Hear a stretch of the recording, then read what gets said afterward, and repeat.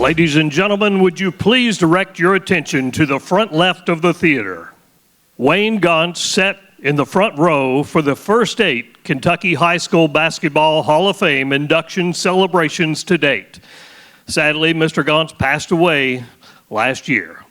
The Hall of Fame wishes to honor his tremendous support over the years by always leaving the first seat vacant in tonight's and all future inductions. The following tribute, written by author Gary West, a friend of the family, is placed in the Hall of Fame. It was an easy decision for Wayne Gauntz to enthusiastically support the initial efforts of the Kentucky High School Basketball Hall of Fame. Wayne reached the pinnacle of success in the restaurant business, and along the way, he developed a love affair with high school basketball in Kentucky. As a junior in high school in Carlisle, Kentucky, he attended his first state tournament in 1950 when it was played in the old Louisville Armory. He didn't miss another one until his death in 2020. Wayne would describe himself as just a common man, but his life was anything but common. Always with a love for his family, he moved his deep faith alongside that love, and in the process, his business world became more manageable. For the Nicholas County native, it began in 1958 as he launched a small grocery business before turning it into a vast network of enterprises, including restaurants, gift shops, and hotels, including 150 Papa John's franchises nationally. With corporate headquarters in Glasgow, Wayne set out to share his good fortune through his principles of faith, prayer, charity, and forgiveness, and gives God all the credit for his success. The soft-spoken man with the infectious laugh avoided the spotlight, rarely seeking publicity for the numerous charities he supported. Treating everyone with respect and kindness came very easily for him, and his deeds were wrapped in love. Wayne Gauntz achieved many great things in his lifetime, but his goal was to make a difference in someone's life. Ladies and gentlemen, please welcome Hall of Fame player and coach, Leah Wise Pruitt.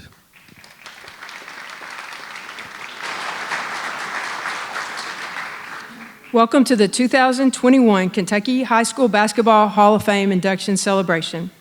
The Hall of Fame's journey began in 2012. And through the efforts of numerous selfless, supportive, and philanthropic people, the primary goal of capturing the rich history of Kentucky high school basketball has been successful. Basketball is an action-oriented sport that has united communities, excited student bodies, and offered great entertainment to fans across Kentucky. Tonight, we once again recognize the sport's brightest stars, while we pause to remember those who have made up the total fabric of the game. From the fans to all those who played, coached, and loved high school basketball. I have been blessed to be able to grow up and live in a state that shares my passion for the game of basketball. From the moment that girls basketball was revived in 1974 in our schools, I was hooked. I cannot imagine how my life would have been if Title IX had not forced public schools to allow girls to play sports on an equal playing field as their male counterparts. I remember my first game at Leestown Middle School that included 50 jump balls and a score that ended 9-7. In the same way, I remember playing in the state high school championship game in 1979. It is the journey, the practice, sweat, dedication, teammates, and coaches that made up my experience. Basketball has provided myself and so many other girls and women the ability to compete, see the world, learn and teach cooperatively, and lay a foundation of character-building qualities that last a lifetime. The Kentucky High School Basketball Hall of Fame is an endeavor that I am so proud to be associated. It is archiving our deep, rich history of basketball in our state. This is not only an induction, but an oral history of each inductee and their Kentucky high school basketball experience. This would not happen without our sponsors. Please take note of them in your program. Again, I welcome you, sit back, and enjoy the story of each of these great inductees.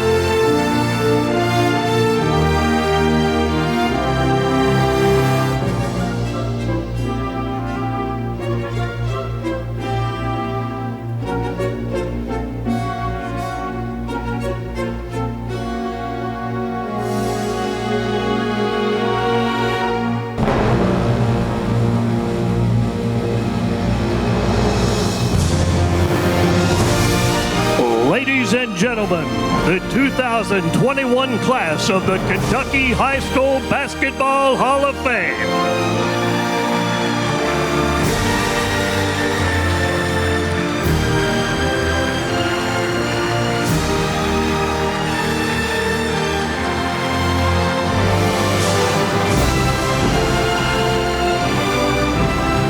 Selvey was a late bloomer at Corbin High School and rose to great heights in the basketball world. He is now coming home to reside with the greats of the Kentucky High School Basketball Hall of Fame. Welcome Frank Selvey to the Kentucky High School Basketball Hall of Fame. Representing Frank, who is unable to be here tonight, is his brother Marvin Selvey. Rodney Woods' basketball journey began at Lone Jack High School, then on to the University of Tennessee, and finally to a Hall of Fame coaching career at Wayne County High School. Please welcome Coach Rodney Woods, Wayne County High School, 1987 to the present. Derek Anderson was a non-stop, action-oriented star athlete at Louisville Doss High School. Every game he played resembled a highlight reel. He now joins fellow Hall of Famers who will admire his style. Please welcome Derek Anderson, Louisville Doss High School, 1992. Pat Talent is the youngest of four brothers who all played at Maytown High School. He honed his competitive spirit and skill set in a family tree where his brothers helped guide him to the Kentucky High School Basketball Hall of Fame. Please welcome Pat Talent, Maytown High School, 1971. Clarence Wilson emerged from Horse Cave High School as a star player on championship teams. However, the rest of his basketball story led to international fame with the Harlem Globetrotters. To the tune of Sweet Georgia Brown, Clarence enters the Kentucky High School Basketball Hall of Fame. Representing his father here tonight, welcome Clarence Brown Jr. Coach Bill Brown became a Derby City coaching icon at Louisville Southern High School, the ultimate professional with a touch of class. He led his teams to championship glory. He now joins his fellow coaches in the Kentucky High School Basketball Hall of Fame. Please welcome Coach Bill Brown, 1975 to 1998. Bob Mulkey. Certainly be called champion of champions. As a player, he led the Lexington Lafayette Generals, and as a coach, he led the Louisville Seneca Redskins to basketball glory. However, to all that came to know him, it was the man that was most impressive. Please welcome Bob Mulkey. Lafayette High School, 1950. Dirk Minifield finally reunites with his high school coach, Jock Sutherland, in the Kentucky High School Basketball Hall of Fame. Together, they helped create one of Kentucky's greatest teams in the late 70s. Dirk's style, athleticism, leadership, and energy helped drive his teams in high school and college. Please welcome Dirk Minifield, Lexington Lafayette High School, 1979. Sarah Hammond helped bring basketball glory to her hometown of Mount Vernon. As a Rockcastle County Rocket, her career lifted off in 2009 and splashed down with a championship in 2011. Her ascent continued as a star with the University of Louisville. Please welcome Sarah Hammond, Rockcastle County High School, 2011. Barney Threet was a player meant to be a leader, and a leader he was. He captained the Brewers Redmen as a player, followed by a successful coaching career. If the Kentucky High School Basketball Inductees were a team, Barney would be chosen as their captain. Barney is unable to be with us tonight, accepting on behalf of Coach Threet is his granddaughter Gretchen Johnson.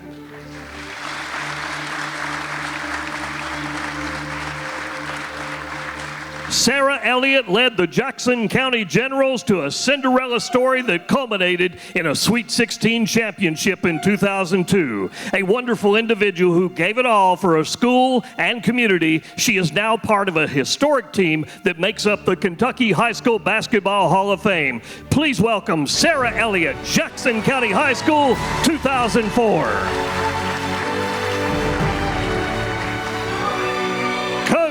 Tim Riley apprenticed under several great coaches before he got his chance as a head coach. And when he got the chance, he certainly made the most of it. District, regional, and state championships became his mantra. Coach Riley is a blue-collar coach known for his competitiveness and solid work ethic that carried him to the Hall of Fame today. Please welcome Coach Tim Riley, 1990 to the present.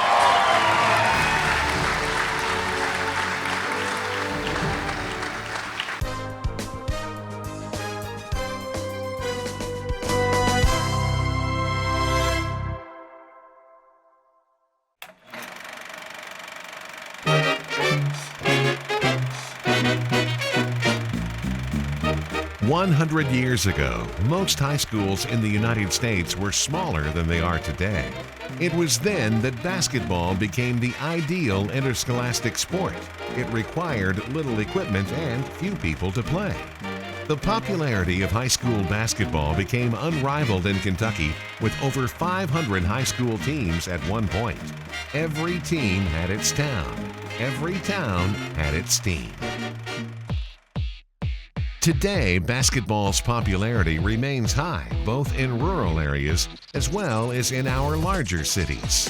Many Kentucky players go on to participate at higher levels of competition after graduating high school. But the essence of high school basketball in Kentucky is more than a player's dream of college stardom. It is more than mastering the skills required to play the game. It teaches many life lessons. It teaches our children how to be competitive. It teaches fair play in an orderly, rule-based system. It teaches how to deal with the highs and lows that are embedded in competition, shaping their character in the fires of competition. It teaches that teamwork is essential for success. Players develop lifelong friendships with each other, and their coaches teach them not only the rules of the game, but mentor each player. Basketball teaches a work ethic, which creates success and boosts the player's self-confidence. And that confidence carries over in all aspects of life, from the classroom to personal decision-making. High school basketball in Kentucky teaches our children how to succeed in the real world.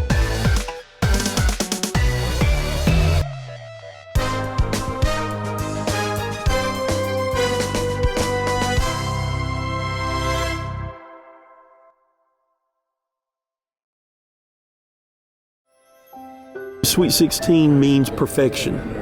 It means dreams. It just means a way of life in Kentucky.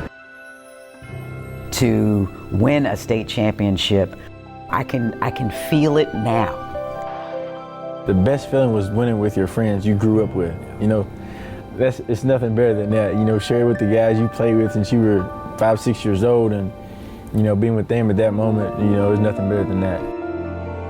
It never ceases to amaze me how much impact those days have made on my life, and it was a special time.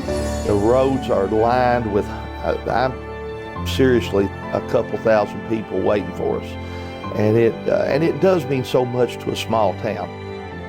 It was a good feeling to have united that whole city for one time. It was just a great feeling.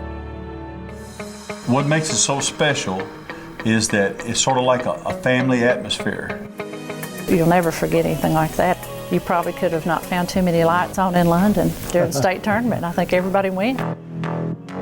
Kids grew up going to the games with their parents. Look in the crowd at the Boys Sweet 16, you'll see people who have been there for 40 or 50 years. And it's just a tradition thing that people go every year, whether they have a team in it or not.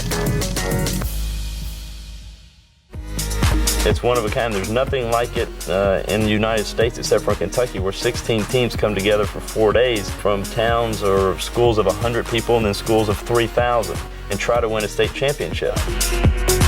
It's a lot of love, a lot of respect for Kentucky basketball.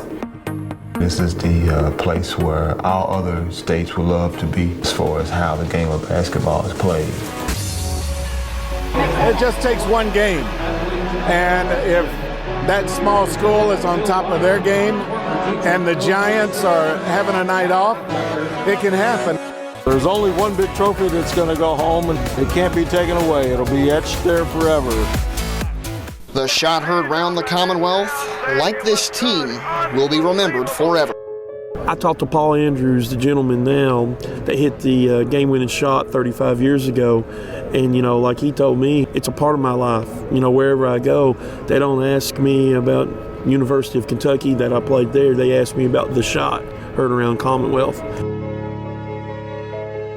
I can remember one of the first times that I was at the Sweet 16 was when Clay County beat Ballard. The next year, Ballard came back and beat them. And you have a new state champion in high school basketball for 1988, the Ballard Bruins.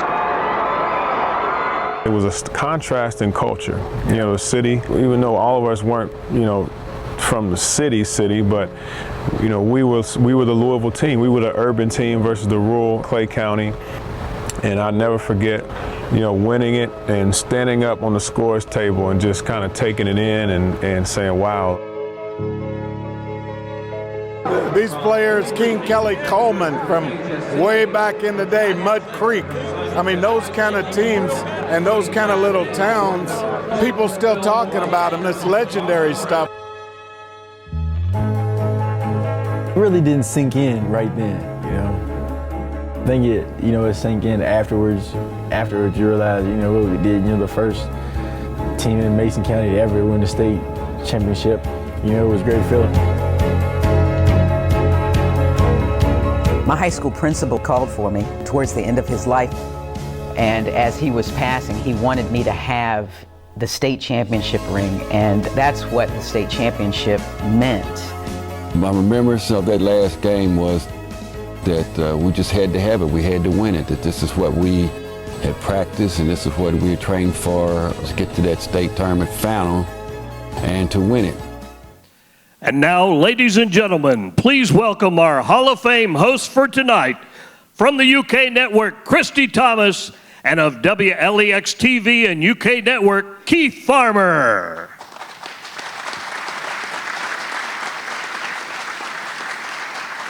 Hey, listen, thank you all so much again for having us. I have to tell you, I've been here since the inception of the High School Basketball Hall of Fame, and this is such a wonderful event. I'm humbled and honored every single year when I'm asked to be back here. Keith is with me for the first time this year, but he is not new to high school basketball. You've been covering it for years, so you know what really this is all about and exactly what we're trying to do here and accomplish. I mean, I can't tell you, a couple of years ago, I had the chance to do the Mr. and Miss Basketball, MC that event, and just to be around all the people that you've seen through the years involved with high school basketball was just a special time, and it's the very same thing here tonight, seeing so many people that I've covered, some of the people that I've heard about, and it's how special it is to see somebody going into a Hall of Fame. It's just an awesome night to be a part of it. Well, and what a special organization this is. This was, born out of ideas and some thoughts that really basketball means so much to our state and means so much to all of us that this was really just kind of a no-brainer to do something like this. And so much blood, sweat, and tears have been put into really getting this established and getting this off the ground. And you all can be looking for a lot of the Basketball Hall of Fame out in the community this year. Some really fun things that they have planned. There are 5 heritage games that are going to be played at various times throughout the state. There are 5 Glory Road events that are going to happen at really historic gyms across the state. So some really cool events that really are going to tie in. That's what the mission is to get out to the community and really talk to them about your all's history and all the wonderful things that they've done here. I love the fact of doing that because it's a chance to get out and see some of these great gyms that many of you know about, and maybe some of them you don't, and give a chance to give them some recognition as well. Yeah, these younger kids need to know a thing or two about these old gyms. They don't, they're a little spoiled these days, I think. All right, well, let's get to it then. We have got a wonderful evening planned for you guys, so let's get started with our first inductee. Only one player has ever scored 100 points in a Division I college basketball game, and the player just so happens to be from our great state. An incredible feat at any level of basketball, and was just one part of an amazing career for our first inductee tonight. From Corbin High School, it's Frank Selvey. Frank Selvey, Corbin High School, 1950. Frank Selvey was an outstanding player for the Corbin Redhounds in 1949 and 1950. He would be named to the All-State team in 1950 while leading Corbin to a third-place finish in the Sweet 16. Frank was a sleeper recruit that woke up Coach Adolph Rupp when he watched him play at the East-West All-Star Game in 1950. University of Kentucky followed with a scholarship offer, but Frank was loyal to his Furman commitment. The rest is basketball history. He had a stellar All-American college career and a 100-point scoring game. Frank Selvey is the Kentucky player who got away and found fertile ground in South Carolina. He was the #1 draft choice for the Minneapolis Lakers and would one day play in the Los Angeles Laker backcourt with Jerry West. Welcome home, Frank Selvey, to the Kentucky High School Basketball Hall of Fame. The city of Corbin provided a lot to the people in Corbin, and particularly in athletics. We lived very close to the YMCA in Corbin. They had great indoor basketball courts, outdoor basketball courts. Everybody learned to swim there. You learned to play football there. You learned to play handball there. Just everything you want to do in sports. My brother Frank spent his spare time really practicing and learning to shoot a basketball.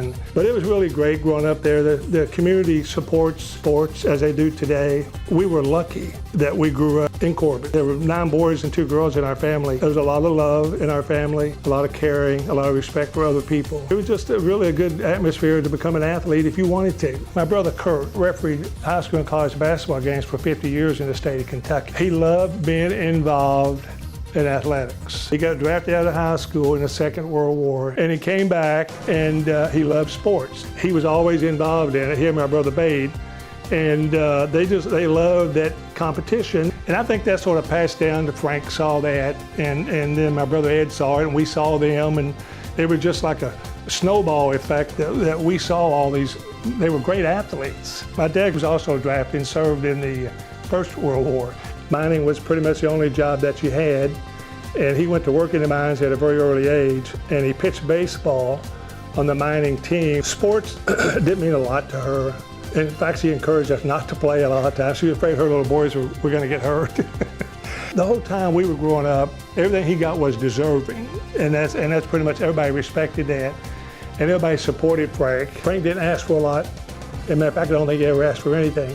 He proved everything he was doing when he was as an athlete. And if you're around Frank long, you know there's a lot more to him than just being an athlete, and he's always been that way.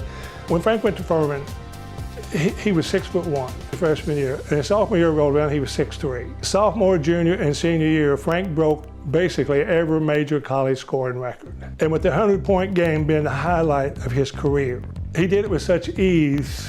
It may look that way. Your really great players make it look real easy. Frank averaged right at 42 points a game. His percentage, if Ed had the 3-point line, he would have had the 100-point night. I don't know how many more points he would have had. Frank was the first super famous basketball player. People today, 50 and 60 years later, recognize that name and say, oh, I remember when Frank Selvey did this or Frank Selvey did that. Frank did in the 50s what these NBA players are doing today. Getting the ball out, run the ball, shooting a 3. People were shooting set shots and one-hand push shots and walking the ball down the floor. He perfected the jump shot. And it was somebody like him that anything he saw he wanted to do, he figured it out. Same way on the golf course. It was a pleasure. It was truly a pleasure. And Frank physically had the body. By the time he was a senior, he was like 6'4", weighed 190 pounds. There was a tremendous amount of love and affection in our family that we had for each other. And we always knew that. Anytime you get honored in your state, I think it means a lot. I know Frank would be appreciative of it. What I think Frank would be most proud of would be his family, his brothers, his teammates. Frank's always been very caring and giving and concerning about his family. Thank you, Frank. We'll always honor and love you for what you did to our family and basketball, the great game of basketball. Would you please join me in congratulating our newest inductee into the High School Basketball Hall of Fame, Frank Selvey. Representing Mr. Selvey is his brother, Marvin.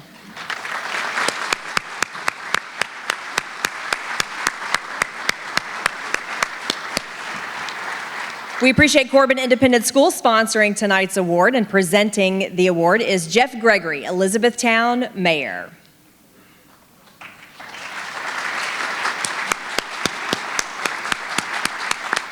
it's so cool to see those old videos up there and think he was doing the same things that NBA players are doing now, way ahead of his time. But 100 points.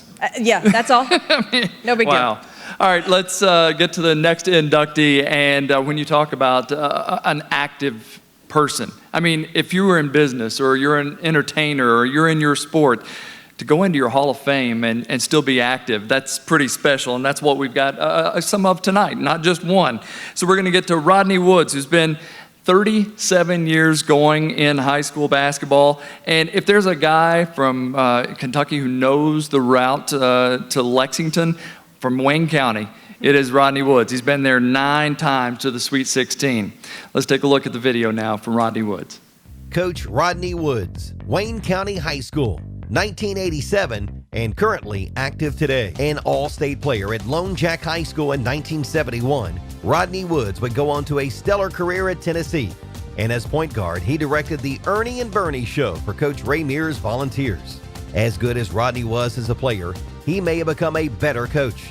He is Kentucky's 5th all-time winningest coach with over 800-plus wins and has twice been named Kentucky Coach of the Year. Coach Woods has been at Wayne County 37 years and counting, averaging 20-plus wins per season, taking the Cardinals to 9 Sweet 16 tournaments. His career has taken him from Lone Jack to the University of Tennessee to Wayne County, and now has brought him to the Kentucky High School Basketball Hall of Fame. I grew up in 4 Mile, Kentucky, and played at Lone Jack High School. My dad, he played high school basketball. He was on an undefeated team that lost in the regional finals to Clay County when he was a senior. We had a history of basketball in our family, had a great basketball area, lots of great players. We had a great time, and the community, they loved basketball, and it seemed like every time we played, the place was packed. Visited Kentucky in December of 1970. My dad and I stayed at the Campbell House. I can remember like yesterday having breakfast with just myself and Coach Rupp. He looked at me and he said, I've heard a lot about you, and he said, but I'm probably not going to get to see you play because I don't think they can land a plane in 4 Mile, and it's too far for me to ride a car. The Tennessee coaching staff had a coach watch me play 17 consecutive games. My dad looked at me and he said, I know how bad you want to go to Kentucky. He said, but sometimes you got to go where they want you the most. Something I'm really proud of is being on winning teams throughout all my career in high school and college. I've always loved team sports. I love being part of a team and contributing and helping others, and I always felt like as a player I was the leader of the team on every team I ever played on.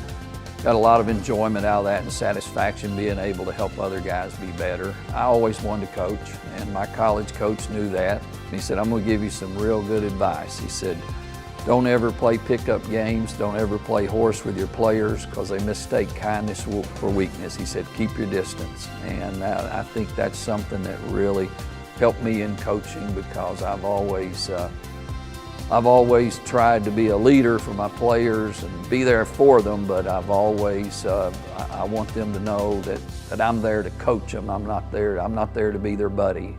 My first paying job, I was an assistant at Lincoln Memorial University in Harrogate, Tennessee. We had a great team there and learned a lot. I didn't like college coaching. I liked the coaching part, but I didn't like the recruiting. Decided I wanted to coach high school and got my first job coaching high school in 1977 at Powell Valley High School in Speedwell, Tennessee. In the second year that I coached there, we got beat in the state championship game, lost 64-62, and we finished 34-2. It's one of the things I've always enjoyed and loved about high school in Kentucky. In Tennessee, when they say who's the state champion, you know, you got people all over the state raising their hand. In Kentucky, there's only one team that can do that. The first team that would have to stand out would be Wayne County's basketball 1989 team, which would have been the third year I was there. We lost in the state championship game, again, 75-73 to Pleasure Ridge Park. We made it back 8 more times after that. We never got any farther than we did that year, but 9 times at Wayne County, since I've been there, we've made it to the state tournament. And all those teams are special. The players win games. Someone says something about how many wins. at Wayne County, I say, you know, my teams have won this many games. It's not plays, it's players. You have to have good players to win. Cynthia's, she's really been kind of the rock behind what all we've done at Wayne County. She does just a little bit of everything. She's always there and positive, and after the games are over, when I'm ready to say, I don't know if I can do this anymore, when on those long nights when you lose those close ones and all that, but she loves it as much as I do, and that's made it even more special and a lot more fun. Please welcome Rodney Woods. His sponsoring his award tonight is Monticello Banking Company, and his presenter is Dr. J.K. Phillips, the MBC Board Chair.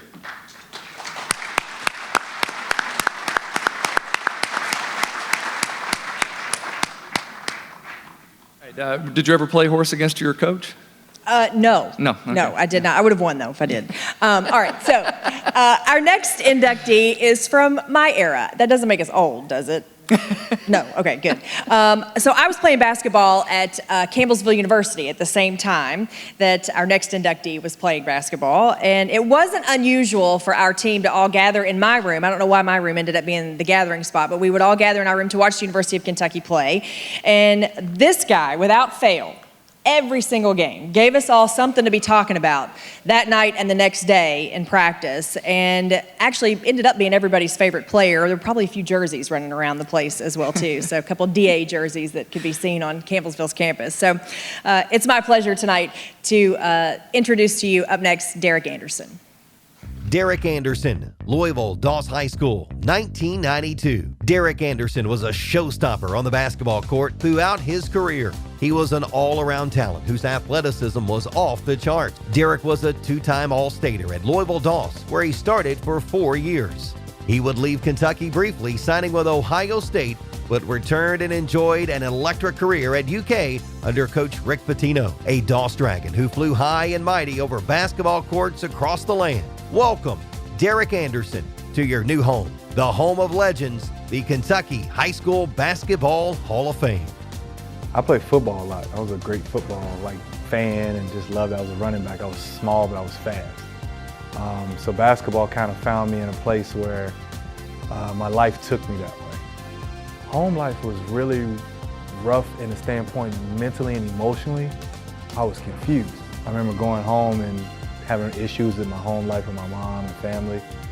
And I just went back to the court just to kind of sit there and watch guys play.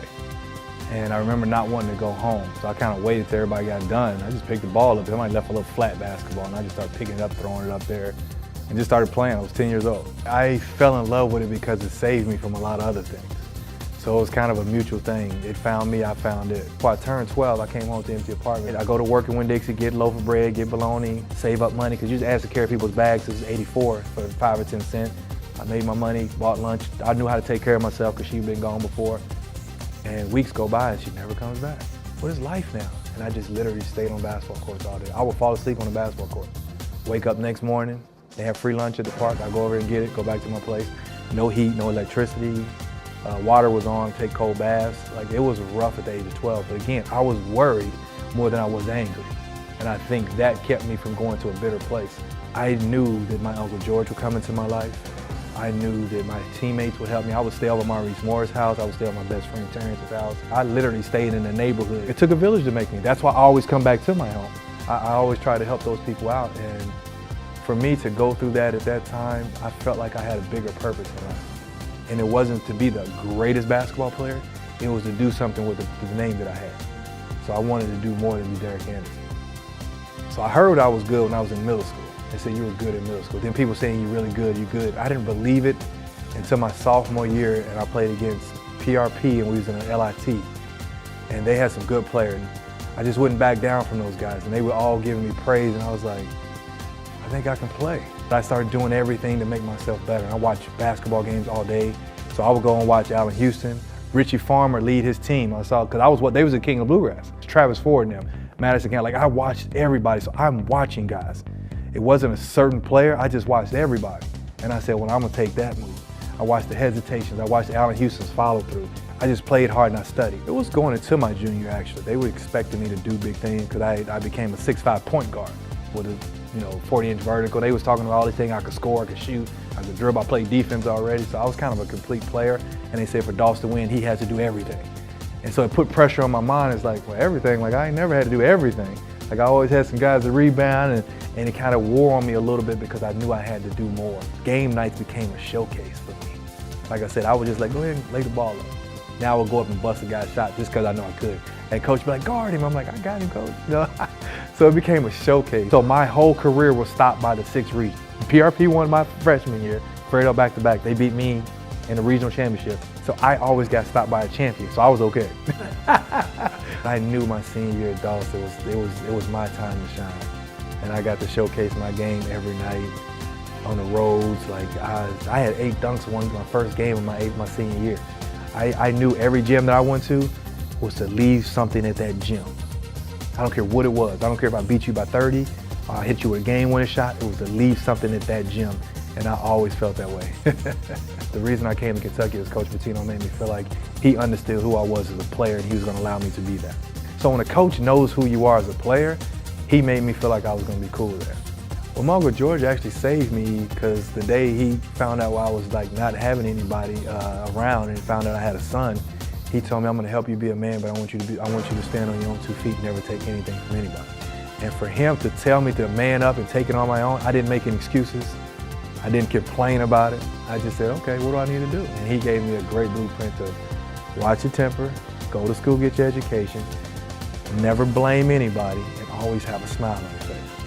And what did I get known for? And it became a great, significant piece of my life. So he just became a great man to me. He still leads me, and it's been great. Please join me in congratulating the newest member of the Hall of Fame, Derek Anderson.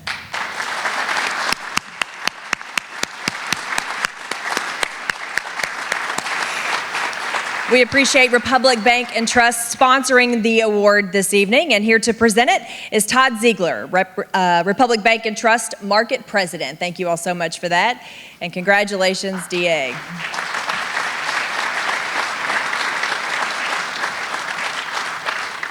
That's good advice right there. And listen, I have to think, as you watch that video and you hear him talk about how he came up and how he really defied the odds and succeeded, what a role model. Totally. Yeah. I mean, even for those that have covered him, he has been a role model and had the chance to get to know him through the years, and it's been awesome to be able to talk to him and just to know his story. Derek Anderson and the drive he had.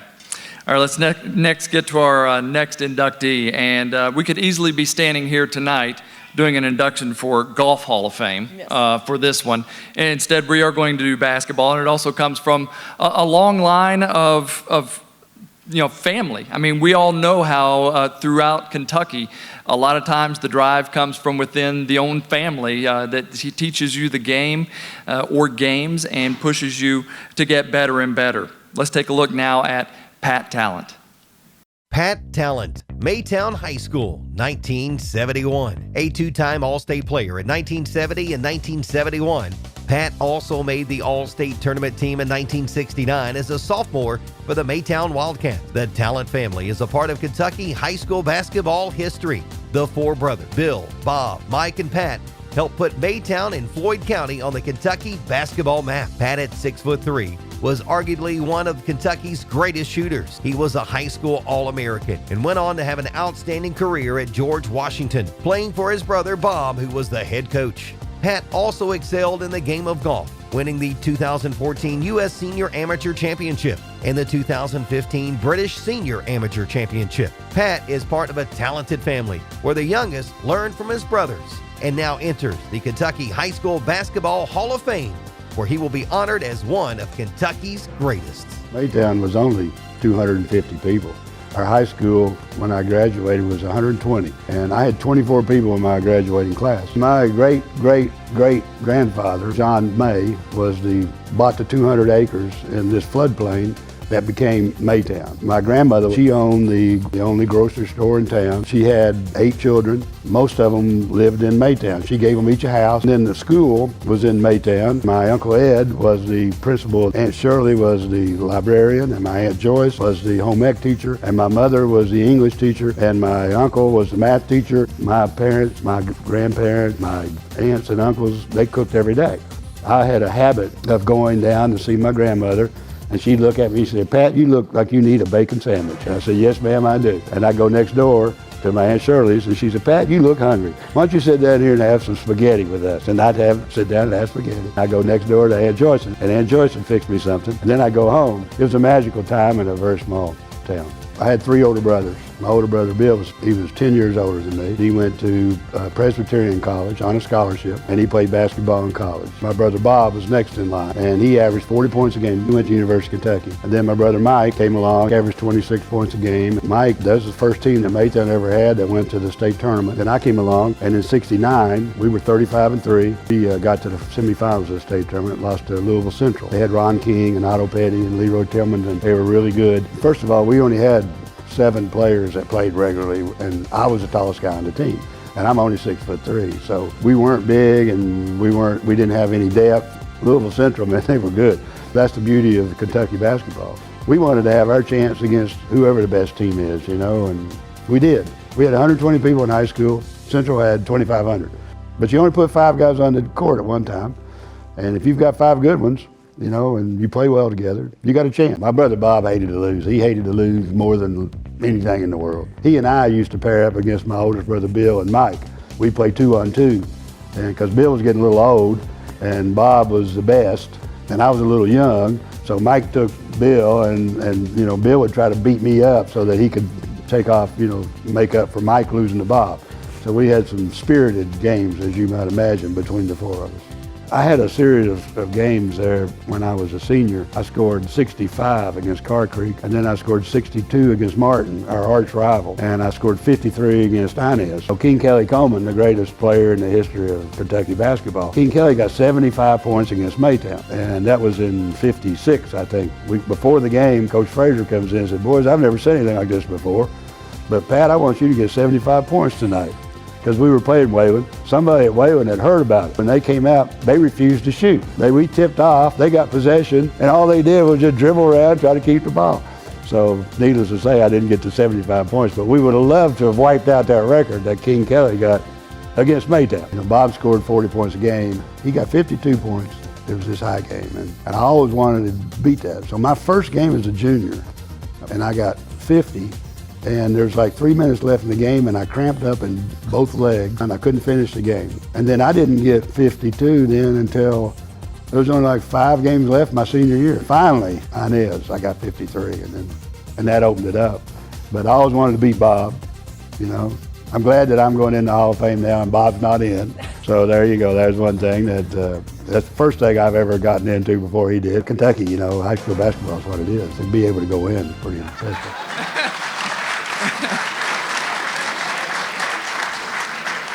I told you this was a family affair, right? But the only one going in tonight is Pat Talent. Right, that's Please right. welcome him now. Sponsoring tonight is the Floyd County Fan, and the presenter is Jerry Grigsby, a Hall of Fame member.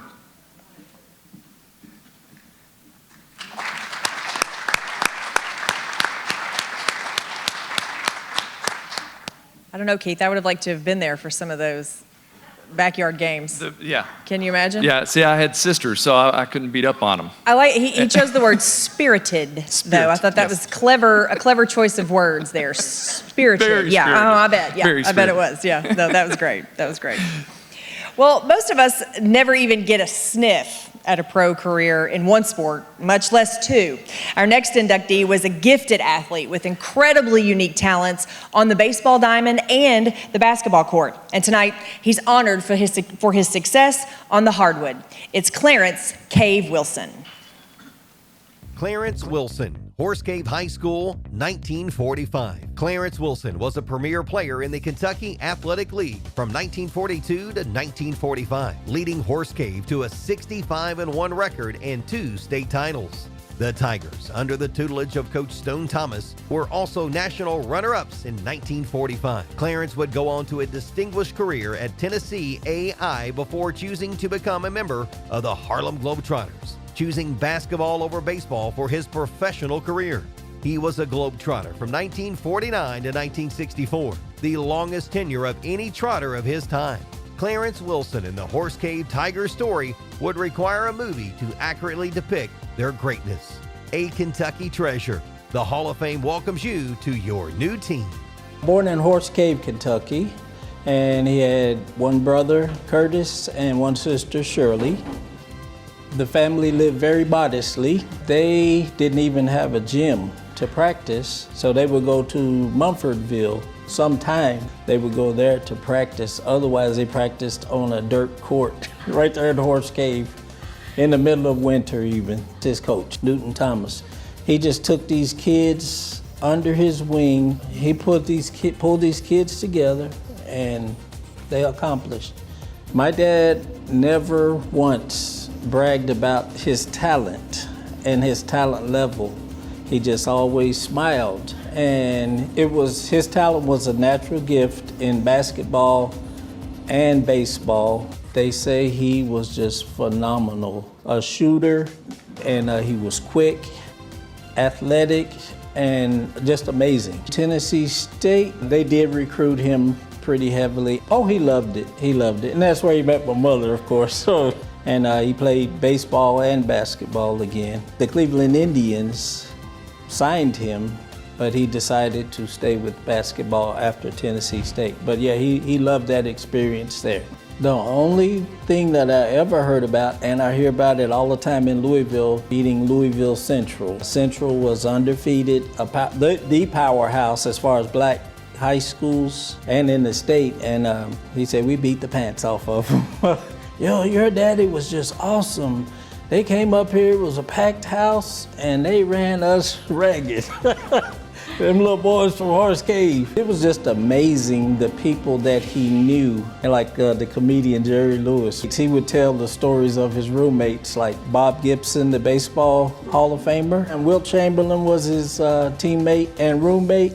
To meet Queen Elizabeth, the Pope, President of Russia at the time, Khrushchev. As a father and a teacher for his family and his kids was to do the best that you can do. He loved his grandkids, oh my goodness. He was a probation officer for 27 years after playing ball. Felt like his greatest accomplishment was doing that. He helped a lot of young men from the inner city. He was their father. He was everybody's dad. Parents would call 3 o'clock in the morning. He would get right up and go out and handle that situation. One other thing is ping pong. Philip Bond, a friend of ours, he would bring some of his U of L friends, somebody that's so good in ping pong, and my dad would beat the pants off of them. Mother was everybody's mom. Anybody that met her instantly bonded to her and looked up to her. He would be very, very proud to be honored. It is an honor. It's an awesome honor. And it's amazing to me to see him take where he came from to traveling the entire world, and it's just amazing. Please join me in congratulating the newest member of the Kentucky High School Basketball Hall of Fame, Clarence Wilson.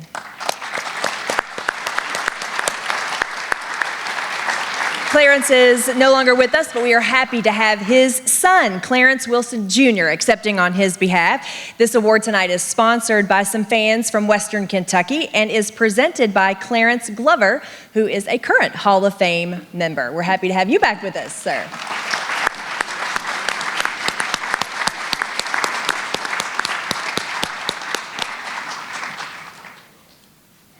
As I listen to that video, I'm thinking about another role model. My goodness, someone who is a father figure to so many after his career, but even during, at such a young age, to have such an impact. And the thoughts of a dirt court that just resonates to some of the old days, and even down when I covered teams in Eastern Kentucky, seeing some guys out on some dirt courts working on their game, just to get better. Incredible.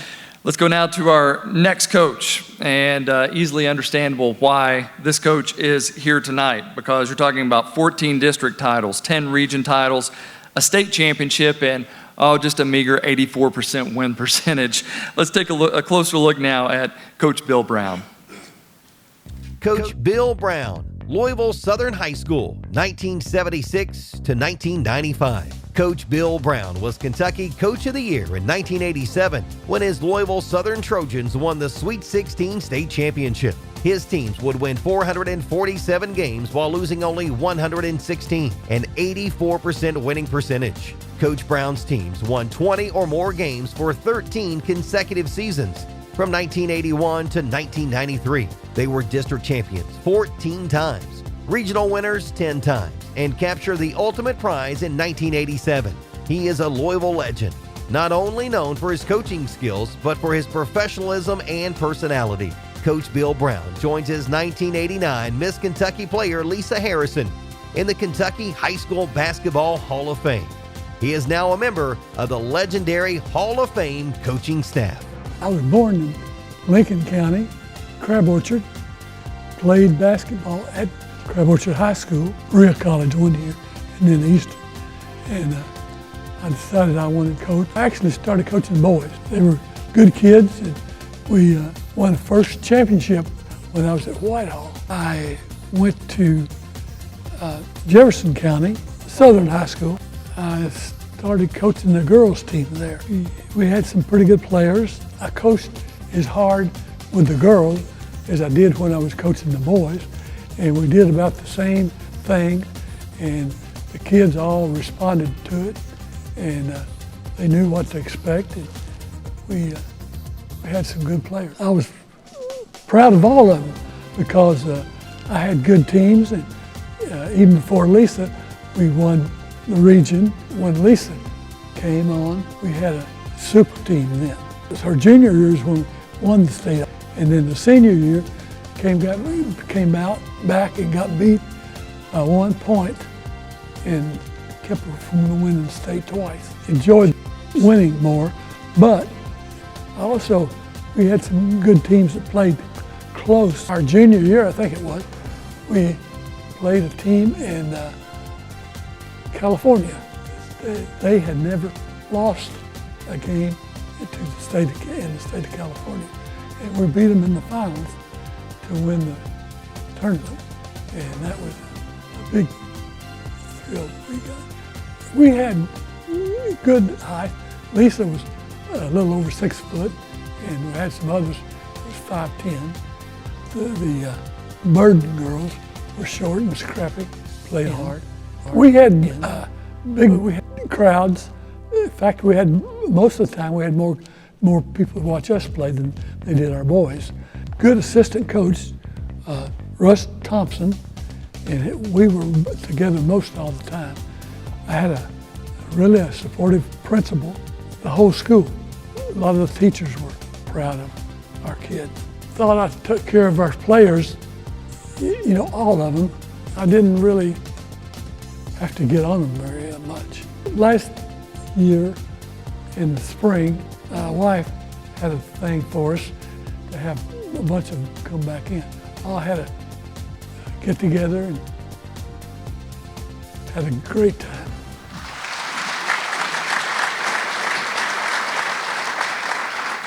Our inductee, Coach Bill Brown. Being sponsored by the Kentucky Humanities Council, and his presenter tonight is former Olympian Kenny Davis.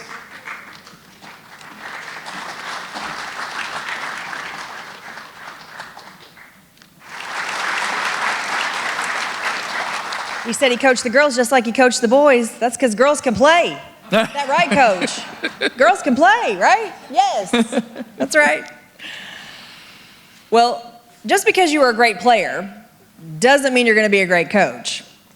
And not all great coaches were great players. But our next inductee was, in fact, that rare combination of both. And tonight, Bob Mulkey enters our Hall of Fame. Bob Mulkey, Lexington Lafayette High School, 1950.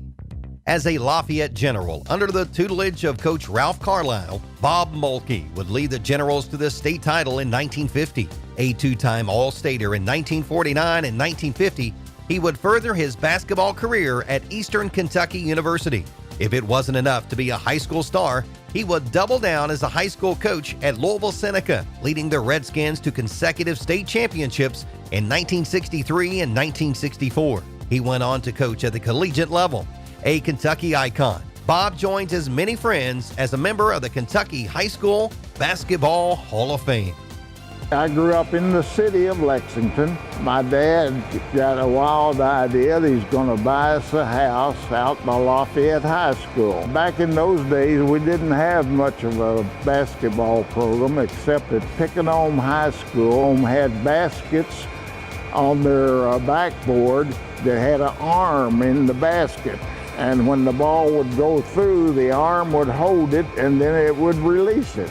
And so I grew up on slow motion type of basketball. My dad had a wise idea. He said, I might as well to fix you a rim that will help you to learn to shoot the basketball. He cut out the inside of it so that it was only large enough for the basketball to wiggle a little bit. I was known as possibly the first one-hand set shooter in Kentucky. Everybody I played with shot two-handed.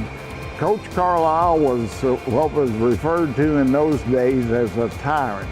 You didn't chew gum, you didn't whistle, you didn't make any unnecessary sound. A good friend of mine, Charlie Sutherland, whistling in practice. Coach Carlisle slipped up behind him and yelled his name out, and as he turned around, he threw a basketball, hit him right in the face. And that's how he disciplined you in practice. He was a very tough coach, but he was a very good coach. As a junior, we're runners-up in the state tournament. Possibly could have won it if it hadn't been for a young man at Owensboro High School named Cliff Hagan. Our coach decided that in a championship game we were going to let Cliff Hagan get his points and we were going to hold down the others. But we got beat 15 points because Cliff Hagan got 41 points. At that particular time, I thought I was pretty hot stuff because in the afternoon game against Paris High School, I had scored 30 points, which tied the state tournament record until Cliff came along that night. And then the next year, we beat Clark County in the championship game of the state tournament in 1950. I had Ralph Carlisle at Lafayette. I had Paul McBrayer at Eastern Kentucky, who was a drill sergeant in World War II, and he used to drill sergeant us quite a bit, but he was a great coach. But I was so impressed by the two coaches that I had, I didn't have much doubt that I wanted to coach. When I was coaching at Seneca in Louisville, I could not believe the talent that I saw come in that gym. There was a young man, his name was David Cosby. He says, well, I'm better than anybody that's out here. And I said, if you're better than anybody that's out here, then you're a whiz-bang diddly-whopper. I'll tell you that right now. That team was absolutely phenomenal. Actually, at my age, to be recognized as a player does me a lot of good. And I was named the #1 basketeer of 1950. I think that does me as much good as anything I look back on. I really enjoyed playing.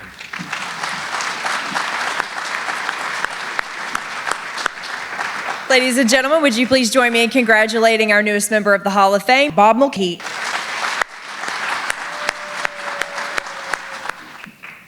Bob's award is sponsored by Central Bank and Trust, and here to present the award is Bill Foltz.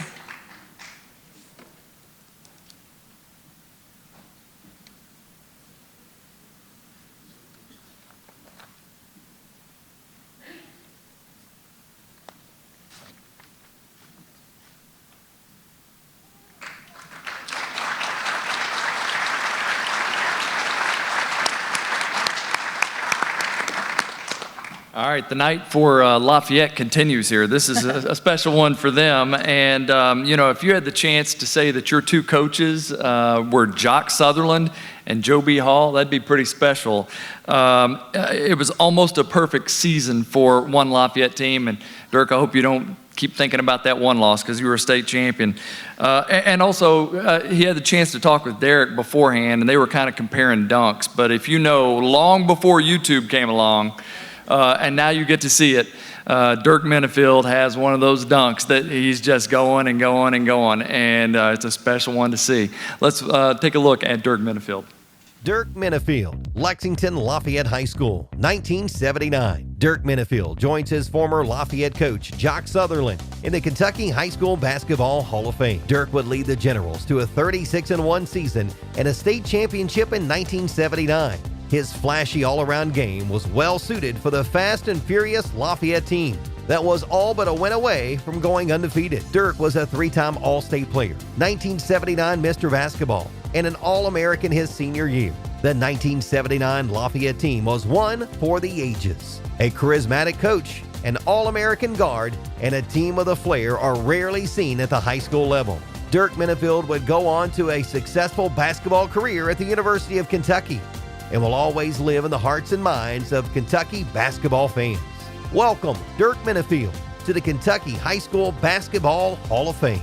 When I was little, in my neighborhood, which they call South Hill, basketball was a big deal. I got introduced to the game, two little short guys. One name was Billy Richardson, the other one's name was, he was called Rabbit. He was a karate guy.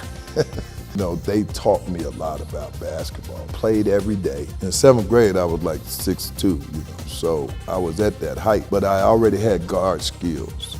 It gave me a toughness about myself. In the 7th grade, I won the Fayette County Fair one-on-one. I started to realize that, hey, I'm pretty good at this game, I had a cousin, Clarence Lane, who played for Jock. So my whole dream was to follow him at Lafayette. I wanted my own show. Jock told me, come here, I'm gonna play all the sophomores. Me, my brother, Kenny Minifield, George Giles, and Tony Wilson. We all go to Lafayette. He said, we're gonna win it all. Play everybody now. When we get seniors, we'll be the best team. And that's why he came up with the jailhouse jump. He came up with that defense as sophomores so we could grow with the defense. So now the team evolved. In my senior year, we become a great team. It was what a kid always dreamed about. Because we came through the era right before us. Jack Gibbons in the James League, in the Bryan Station against Henry Clay with Taste Creek and Lafayette. It was a phenomenal time in my middle school, so I wanted that. You go to Memorial Coliseum, it's 11,000 people to watch a high school game. It was like watching rock stars. So when I get to high school and we're playing in those games, I used to go get special haircuts for those games. Seriously, because it was a big deal. The whole city's gonna be out there, so I got to look my best, and then, we play for a flamboyant coach, Jock Sutherland. So, I'm coming out, I got the wristbands on. Me and Kenny got the headbands on. We got the knee pads on. We got the towel floating. You don't do that type of stuff in high school. With Jock Sutherland, let us get away with it. We played the first high school games to ever play in Rupp Arena. Bryan Station plays Lafayette. Henry Clay plays Taste Creek. There's 20,000 people for the first high school game, my first high school game. Me and him had a special relationship. It wasn't like coach, player. It was like father, son. They took care of me. I learned more from Jock Sutherland about life and how to deal with people, understanding who I was and my importance to the school of Lafayette. And I learned this from Jock. I'm a proponent that you do it on the court. You don't have to talk, you don't have to do nothing. It's all how you walk out there. You do it out there, everybody sees it. Nobody can question. And to come from the south side of Lexington, all I wanted to do was just play basketball.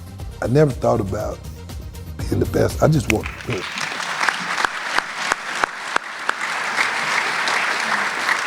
Please welcome Dirk Minifield. Sponsoring the award tonight is Central Kentucky fans, and the presenter is Ken Trivett, Kentucky High School Basketball Hall of Fame Board Chairman.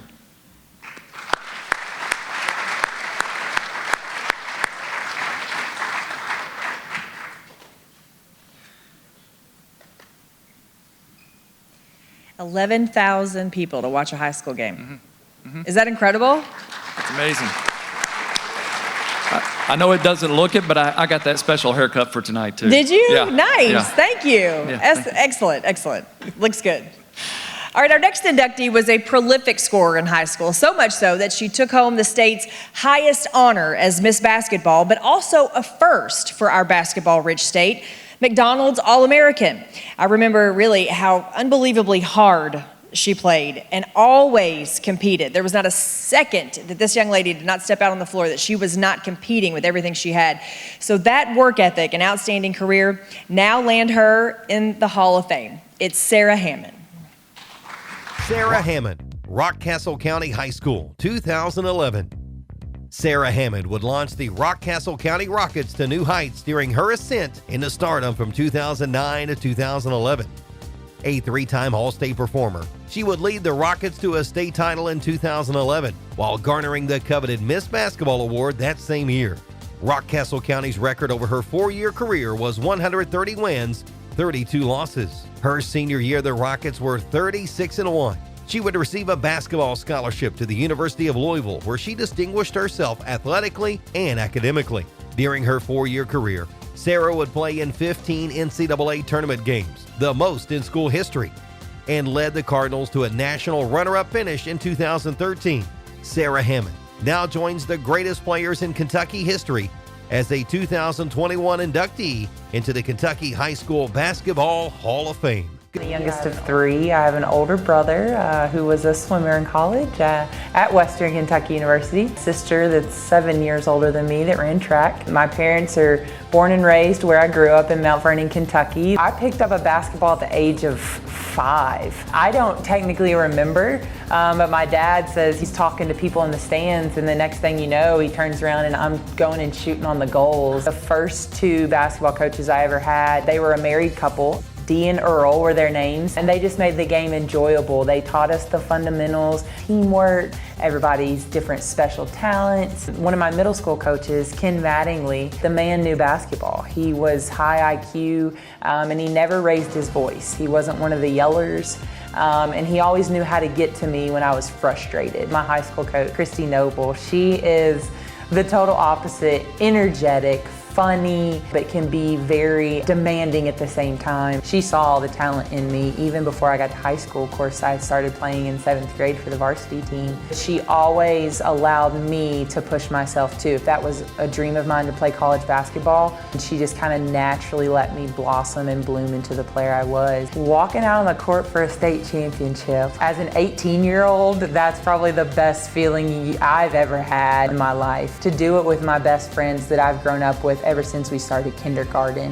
That meant the world. And so after we won, those 5, 6 other girls, those were the first ones we all hugged, and we were like, we did it, we made it. And then to look up in the stands and see all of our families, those are the things you just live for. Being Miss Basketball for the state of Kentucky, that was actually an individual goal of mine when I got to my freshman year of high school, was I was gonna be a Kentucky Miss Basketball and be the first from our community. If I had to do it all over again, I'd choose U of L again. They were the first ones to ever offer me a full basketball scholarship. I'm not gonna lie, I was a UK fan at the time. Coach Walls, he's a man of his word. He kept his promises about the goals for myself individually and for the team as well. It was one of my dreams. I wanted to play on TV, play in the NCAA tournament, and have an opportunity to play for a national championship. Coach Walls promised that, and it happened. Every year I was there. People that have inspired me to be here, first and foremost, is my family. My parents, above all, they're my #1 fan. They humbled me a lot when I kind of got a little full of myself. They've just taught me what hard work is, what being selfless looks like, sacrificing your time and your money, and then also just being the biggest encouragers that they could. And so just my mom and dad would probably be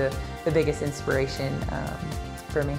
we were the first to ever win a state championship in our community. And I think that was the first moment I realized, my parents and my coaches and people that really influenced my life would tell me, sport is more than just a game. It can be very influential and impactful. And that was the first time in my life it was more than just me. It was more than just a basketball. Just representing my community, representing my family, for young girls, and ultimately, for God's glory and my faith. If you have passion and love for what you do, no matter what you're coming from, I think you can accomplish a lot. I was able to do that through the game of basketball. And I just think the representation of all that is what I'm most proud about.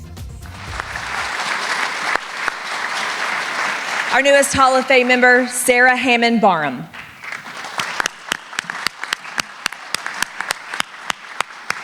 Central Bank and Trust is sponsoring the award tonight, and here to present it is Jeff Fultz, our Central Bank Market President. And I think congratulations are in order. It was May. You got married in May, is that right? We have a newlywed on our hands here.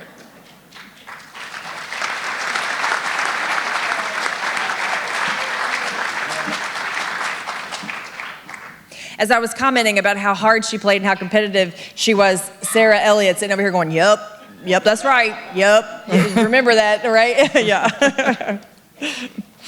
All right, let's continue now. And our next inductee, a player, a coach, a principal. I think he kind of did a little bit of everything. And on the last undefeated champion in the state, that's pretty special. Also, in June 27th of 2019, the Kentucky House of Representatives, they declared it Barney Thweet Day. How about that? How many of you have had a day named for you? That's pretty special. Not bad, and he's been in plenty of Hall of Fames, but now going into the Kentucky Basketball Hall of Fame. Barney Thweet, Brewers High School, 1948. Barney Thweet was the team captain for the last unbeaten Kentucky High School Basketball State Champion. The 1948 Brewers Redmen completed their season with a perfect 36-0 record, defeating mighty Maysville in the final championship game. He was named to the 1947 All-State team and All-State tournament team. He would go on to become a star player for both Memphis and Murray State universities. A stellar coaching career would follow at Oldham County and Paducah-Tillman. Barney Thweet's basketball accomplishments were astonishing, but it was his character and leadership skills that were equally impressive. Hypothetically speaking, if the Hall of Fame inductees were a team, Barney would arguably be selected as captain. First, let me say that I'm very humble and very grateful to have been a part of such a great run. And I don't think anyone's been more blessed than I have been blessed through name recognition and all the accolades that have come my way just because I was a member of that team. And it's been a great run, and so many good things have happened to me that I just feel very humble and very grateful. And then in my freshman year, we should have gone to state because we had the best team in the region. Only lost 3 games, but Milburn upset us. Then my sophomore year, we really were not the best team. We just won that night over Tillman on our last second shot. But then our junior and senior year, there's no doubt we had the best material and the best teams in the region. We pressed and we ran a lot. We ran a lot in practice. He made sure that we were in condition. And I would say his strongest point was that of conditioning and defending and rebounding. And that year, I remember Coach Terry said, fellas, we didn't go to the left enough. I remember we were a right-handed team, and he practiced a lot. Everything, let's go left now, let's go left. And it really helped because we were pretty much a right-handed team, I think, our junior year. At the end of the year, the Associated Press, I believe, named Brewers the #1 high school team in the nation. Being undefeated and being the Kentucky State champion, I guess has been enough, but that was certainly an honor to be recognized as the top team in the United States. And the thing about a single elimination tournament in any sport, the best team doesn't always win. The best team, the team that plays the best that night wins. But many times I've seen over the years, I've been going to state tournament for 70 years, and I've seen some of the great teams come in there undefeated, and they didn't win. And it's who plays the best on that particular night. I have seen so many great teams in this region that did not get to play in the state tournament. And I've seen many, many great players that did not get to play even one game in the state tournament. And here I am, fortunate enough to have been able to play in 9 state tournament games, and that makes you feel very humble. I guess I just feel honored every time anybody wants to talk about what our career at Brewers. And of course, you see my memorabilia, I can see things every day and smile. If I'm down on something else in life, I can look back, well, those were good days, and I don't know what other people think about it. I don't really care. So many good memories that you just cherish very, very much. Going into the Kentucky High School Basketball Hall of Fame, Barney Thweet. He is not with us tonight, but his daughter Gretchen Johnson is here to accept on his behalf. He's sponsored by the Western Kentucky fans, and his presenter is Curtis Turley, also a Hall of Fame member.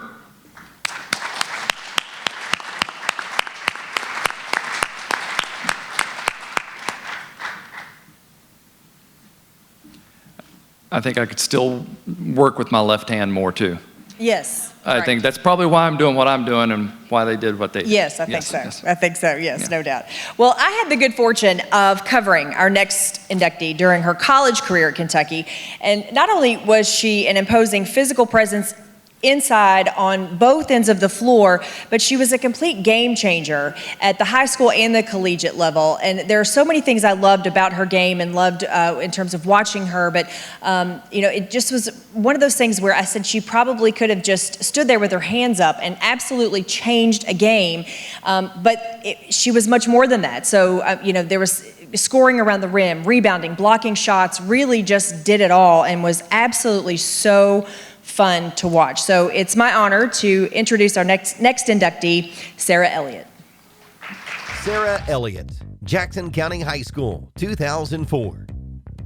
Sarah Elliott led the Lady Generals to the 2002 Kentucky State Finals. Sarah scored 2,731 career points and pulled 1,843 rebounds during her career at Jackson County. She also had 821 career blocks and at 6'6", dominated the paint. Sarah went on to play at the University of Kentucky, where she averaged 11.3 points and 6 rebounds per game.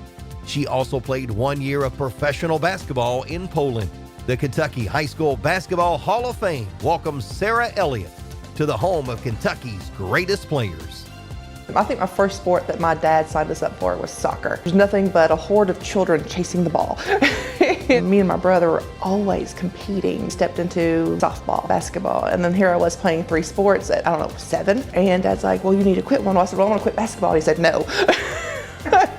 To him, it became evident that I had a gift. I still to this day will dispute you about this gift. There's some really great coaches and players that really influenced my basketball career. Coach Greg Todd, teaching me about footwork, why it's important, pushing myself, even when you're exhausted. AAU coach Greg Collins, and the number one thing I will remember to this day that he said, he goes, Sarah, you've got all the greatest moves I've ever seen in a post player, but you use them all at the same time. Pick one, commit, and you'll score. And I went, wow. That changed from knowing to be a post player and being the post player and allowing your instincts to take over and just committing to them. And one time we were in a tournament and I back-talked my mama and he looked at me and I was like, oh, Jesus, I'm so in trouble. And he pulled me aside, don't you ever do that to that woman who has supported you through all your life, gave birth to you, talk like that. You're like, yes, sir, and I never did.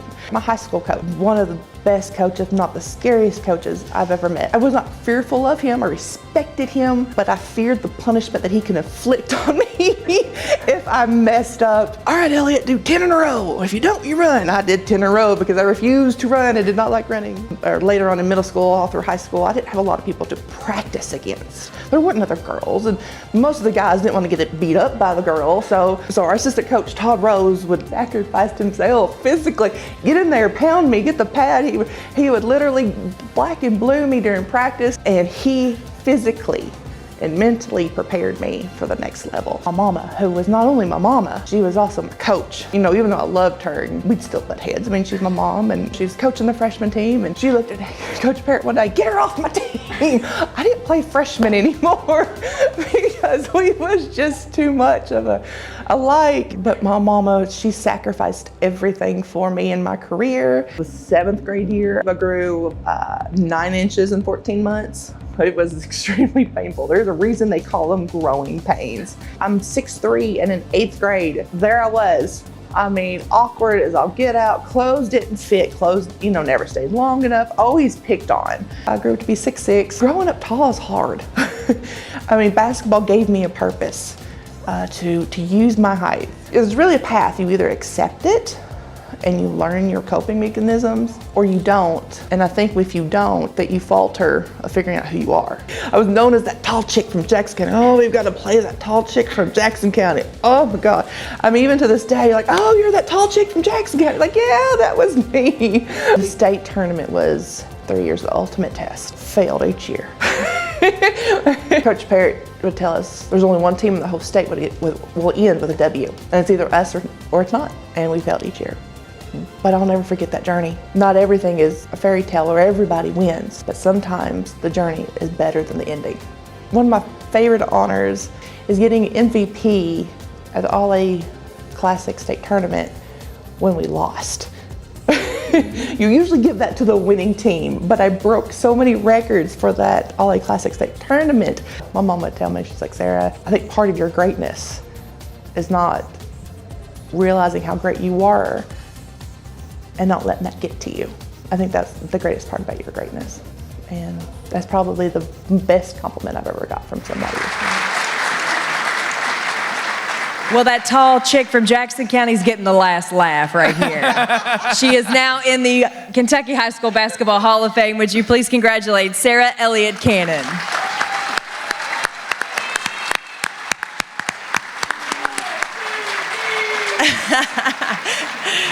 Tonight's award is sponsored by West Banco Bank Incorporated, and here to present the award is Marilyn Ford, City President from the Heartland region.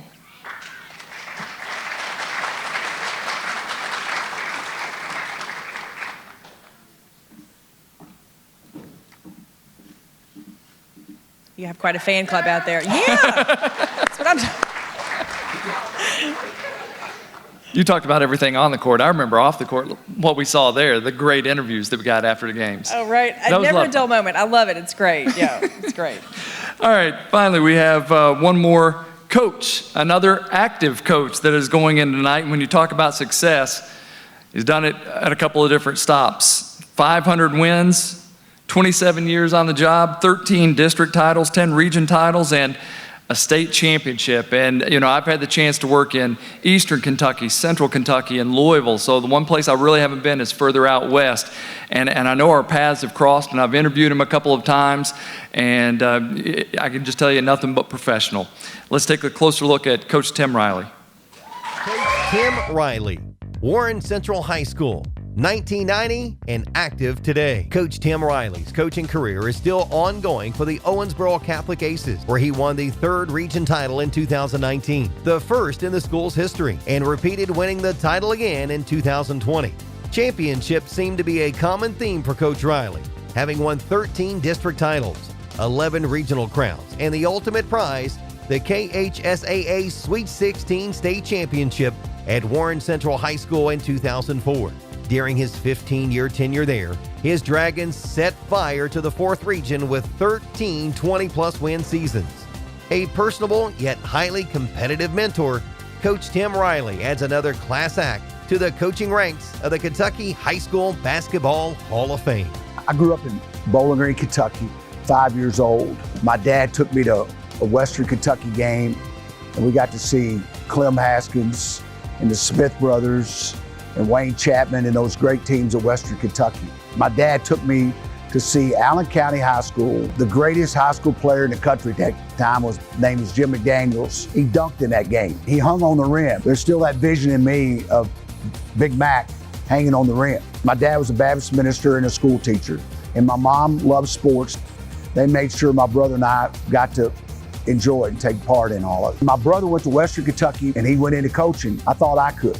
My first job was at North Hardin High School. Coach Ron Bevers, who won over 800 games, and he played a big role in my career. I went to Covington Homes, and I was an assistant there for my friend Mike Flynn, and we lost in the 1990 state championship game to Stan Hardin's first great Fairdale team. Then I went to LaRue and was there. That was my head coaching start. We only had one winning season out of 4 there, so we weren't really very successful, but We had a winning record against North Hardin, and we broke even with E-Town. I thought that was pretty good. I got hired at Caverna by Kenny Henderson. We didn't win again. I'm driving down Dixie Highway, and I said, God, you want me to be a coach, something's got to change. So I called Chester Bethel, who was on the 76 Edmonson County team that won it all. I'd wonder if you'd be willing to coach. And he goes, well, I've been meaning to call you. She said, I've got a cousin that's got kicked off his team, needs to play, Tavis Barber. And I knew who Tavis Barber was. We won 22 games, went to the finals and stayed all A, got to the regional finals where I lost to North Hardin and Coach Bevers, and all of a sudden I was a good coach again. I went to Warren Central High School. We went 6-18. The next year we won 3 games. The next year we won 20, and from that point on, we won 20 every year I was there. The next 11 years, we won 8 region championships. Winning a state championship is so hard. You got to coach because you love it. When my group was great as sophomores, Lexington Catholic won it with a great group of sophomores. Next year, Mason County wins it with a great group of juniors. So we go back and the next year, win it all. It was a pretty special group. When I was at Warren Central, we had athletes, and so I wanted the game to be fast. When I came to Owensboro Catholic, I coached a different style. And my first year there, we won the 3rd region title for the first time in the history of the school. Although I love my teams, they didn't mean to me what my family meant to me. She let me move guys in the house when their families were having problems. The year after we won the state championship, my best player wasn't getting enough sleep. And I put him to bed every night. Some nights I took his socks off because I understand how important players are to win it. We're going to play in the finals on Saturday. Pam's mom and dad and sister were going to come down and stay with us. And Pam said, well, we'll put Troy on the blow-up bed. And I said, no, you and I will sleep on the blow-up bed. Troy's going to sleep on that good bed in there. And she's such a good wife, coach's wife, she said, okay. I've had 8 guys play in 4 state tournaments. That's the most of anybody ever. Nick Britt was one of those that played in 4, scored 1,400 points for me. Nick died when he was 28 years old. When I read the program, I was listed as a survivor, one of Nick Britt's survivors. I always thought, and everything I've been able to do, it's been the greatest compliment that family thought enough of me to list me as a survivor. Just a great human being he was. I wish I couldn't tell that story. I wish Nick was still with us. I use it today to kind of help me keep going. Because there's times you think, oh, this is enough. And then I hope that I can influence somebody else like I did Nick and his family feel about me the way they did. My dad being a Baptist minister, he and my mom were servant people. And I've always felt like that I tried to be a servant coach. I tried to take care of my players. I learned a lot of that from Ron Bevers. That was probably more than anything is what I think set me apart. Please welcome to the Kentucky High School Basketball Hall of Fame, Coach Tim Riley.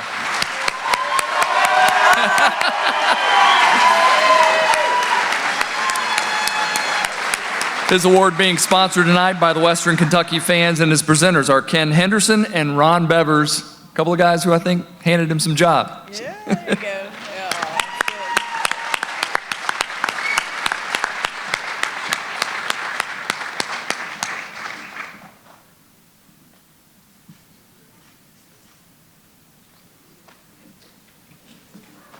He has quite the fan club here.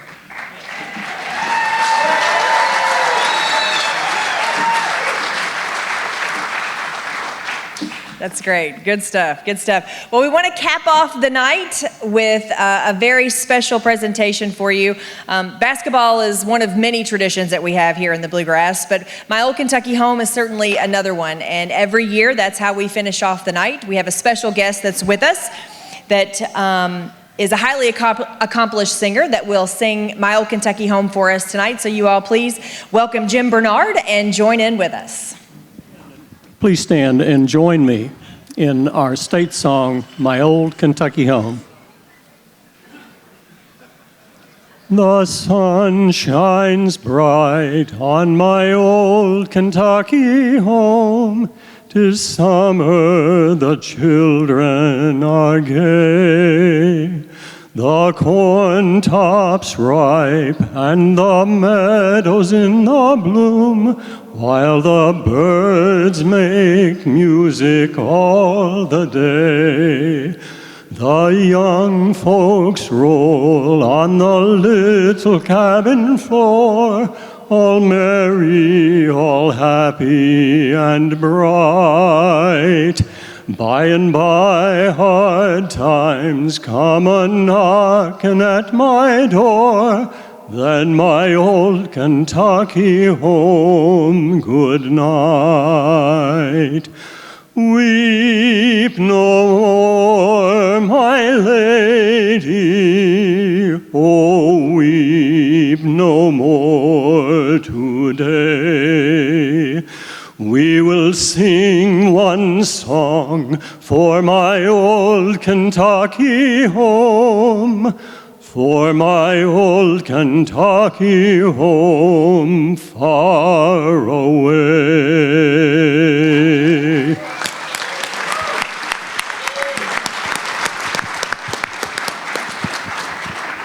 Jim Bernard, thank you.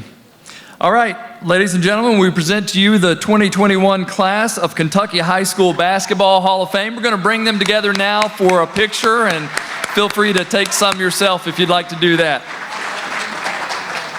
Tall guys in the back, he said. Who qualifies? That big girl from Jackson County. Feel free to step up and take pictures if you'd like. But this is how we'll conclude the evening. We want to thank everyone for coming and joining us, and hopefully we'll see you again next year, and congratulations to our class.